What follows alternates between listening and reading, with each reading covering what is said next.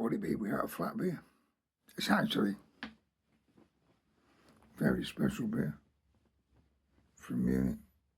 Picked it up in the Majestic today. Majestic stores, isn't it? Kendal it was. Been to bury my uncle. My mum's brother.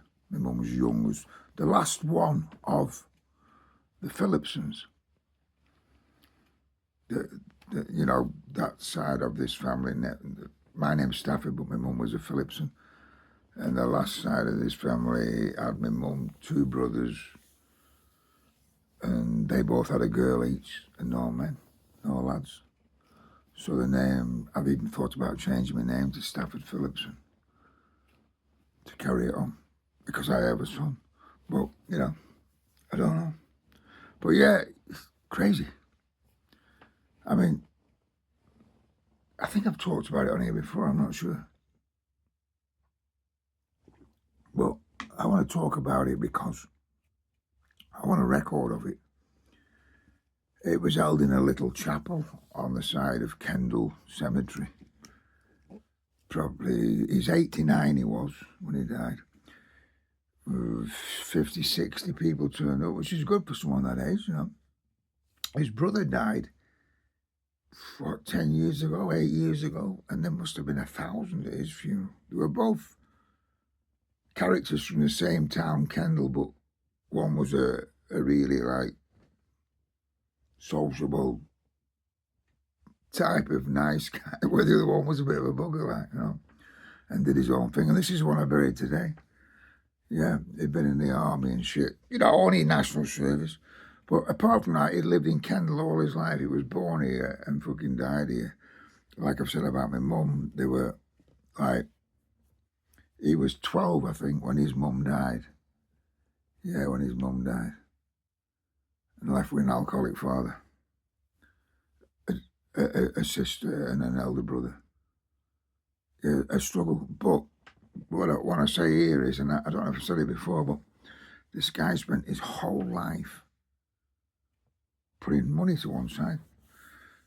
Stocks and shares, whatever, fucking ISAs, whatever they called them. He always had a brand new car every 3 years, but he barely took it nowhere. He was a real character. He played good golf, watched cricket, played good cricket, played fucking professional football almost. Preston North End wanted him as a child, and he wouldn't leave his fucking dad, you know. He'd come out of the army to fucking help his dad, and he wouldn't leave his dad. When his mum had died, he wouldn't leave his dad on his own because he was having a struggle with the drink. And he wouldn't go to Preston. And it wasn't just a trial, it was, you know, 6 months in a fucking hotel, well, in a bed sit them days. But yeah, what I'm saying is, buried him today, you know, and I am the closest blood link to him. But the organisation of the funeral has not been done by me because it's been done by his daughter who died last year. His daughter's partner. Don't know if I've said before. So everything's been to do with him, from putting him in a rest home to feeding him when he was at home to organising the funeral today, which didn't even have a fucking car for the family, like i.e. me, my sister and brother-in-law, you know. But anyway, I'm not on about that. But he spent his whole fucking life being frugal, you know, probably doing things his own way. And yet, he died eating fucking Morrison's Savour meals, which was supplied by his fucking son-in-law. Well, they weren't married, they were partners. Well, they'd been together a while. You know, Morrison's Savour meals, I mean, the shit.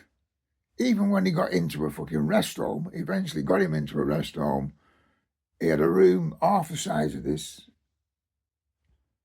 with a window about the size of a fucking, maybe a metre by a metre, and it looked straight at the wall, and the wall was fucking 2 feet away. This is a man who had fucking money. Lots of money. Yeah? Million, probably.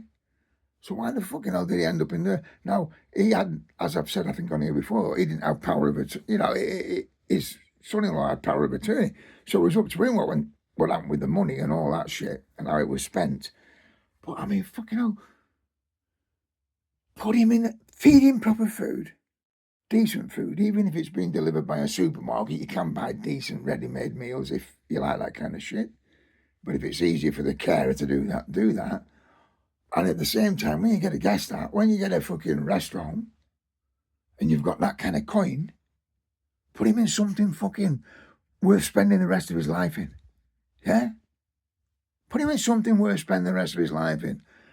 I mean, his house, he had a window in his house that looked straight to a field that had lambs running up and down all fucking year long, or sheep. Do you know what I mean? He ends up in a rest home looking at a fucking wall. This has been my argument about this case all along as I buried him today. I mean, I've come home to wet his head and I'm having a pint on my Uncle Barry Sam, that everyone used to call him. I wouldn't go back to the fucking... There was only 40 people there anyway, so I wouldn't go back to... It was a fucking hour and a half drive for me anyway. Which fucking flattened me anyway. But do you know what I'm saying? You can be frugal all your life. You can say what you fucking want. But at the end of it, when you know fucking time's getting fucking short, you want to be living like a fucking king, don't you? Yeah? If you've got someone to leave it to, fair enough. The bloke, he's leaving it to, i.e. this fucking, probably going to end up in his daughter's fucking partner's fucking hands. He fucking hated him. You know, one thing they said today at the fucking funeral and all that, you know, the guy giving the fucking, whatever they call it, the fucking enology or whatever it's called, was that he spoke his fucking mind.